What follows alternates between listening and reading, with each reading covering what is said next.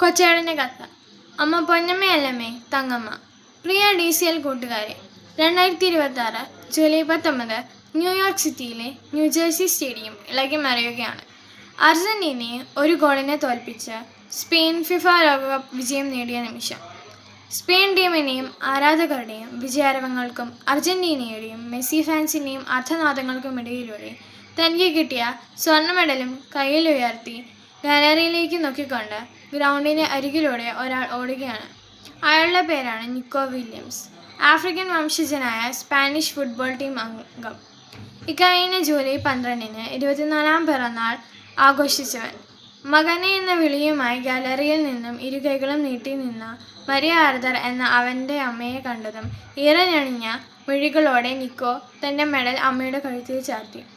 ചുറ്റും പോയ ചാനലുകളോട് അവൻ പറഞ്ഞു, കളിക്കളത്തിൽ എനിക്ക് വളരെ വേഗം ഓടാൻ കഴിയും, എന്നാൽ എനിക്ക് എൻ്റെ അമ്മയോളം വേഗത്തിൽ ഓടാനാവില്ല.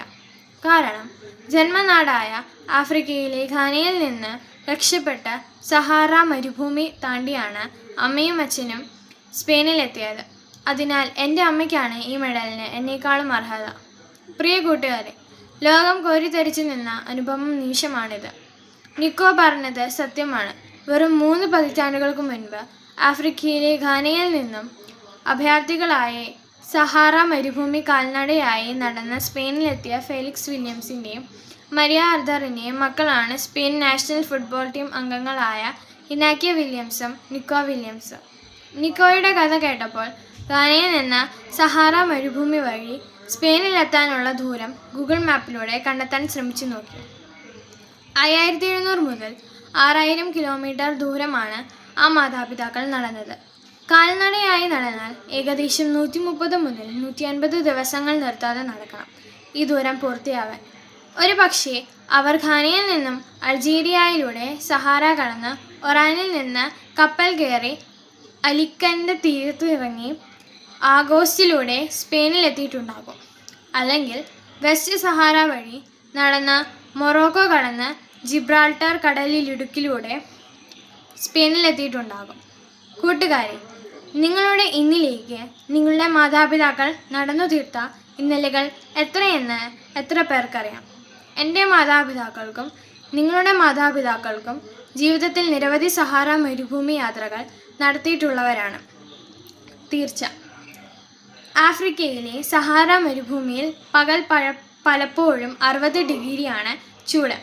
ചുട്ടുപൊള്ളുന്ന മണൽ പരിപ്പിലൂടെ കൂടിയ വിശപ്പും ദാഹവും സഹിച്ച് എത്തിച്ചേരുന്ന കാനാൻ നാട്ടിൽ തേനും പാലും ഒഴുകണയെന്ന് ഓരോ കിതപ്പിലും പ്രാർത്ഥിച്ച് വിയർത്തൊലിച്ച് നടന്നത് നിക്കോയുടെ മാതാപിതാക്കൾ മാത്രമല്ല, നമ്മുടെയും മാതാപിതാക്കൾ ആണ്. കടബാധ്യതകളുടെയും രോഗങ്ങളുടെയും പരാജയഭീതിയുടെയും ജീവിത ഭാണ്ഡങ്ങളുമായി ജീവിതത്തിൻ്റെ സഹാറ താണ്ടുന്ന നമ്മുടെ മാതാപിതാക്കളുടെ ഈ ജീവിത യാത്രയിൽ സ്നേഹത്തിൻ്റെ തേനരുവികളും സത്യസന്ധതയുടെ വെൺമേഘത്തണലും വിശ്വസ്തതയുടെ ദീപസ്തംഭങ്ങളുമാകാൻ മക്കളായ നമുക്ക് കഴിയണം. അവരുടെ അധ്വാനത്തിൻ്റെ അളവറിയണം. അവർ നമുക്കായി താണ്ടിയ സഹാറകളുടെ ദൂരം അറിയണം. അപ്പോൾ തൻ്റെ പൊന്നമ്മയായ അമ്മയോളം വരില്ല ഈ പൊന്നിൻ്റെ മെഡൽ എന്ന് തിരിച്ചറിഞ്ഞ നിക്കോയെപ്പോലെ നമ്മുടെയും കഠിനാധ്വാനത്തിൻ്റെയും സ്ഥിര പരിശ്രമത്തിൻ്റെയും വേർപ്പുതുള്ളികൾ പതിച്ച ജീവിതമാകുന്ന മെഡൽ ഉയർത്തി നമുക്ക് പറയാൻ കഴിയും, അമ്മ പൊന്നമ്മയല്ലമ്മേ തങ്കമ്മയാണ്. തനി തങ്കം കൊണ്ടെൻ്റെ ഹൃദയത്തിൽ പ്രതിഷ്ഠിച്ച എൻ്റെ തങ്കമ്മ. സ്നേഹാശംസകളോടെ സ്വന്തം കൊച്ചേട്ടൻ.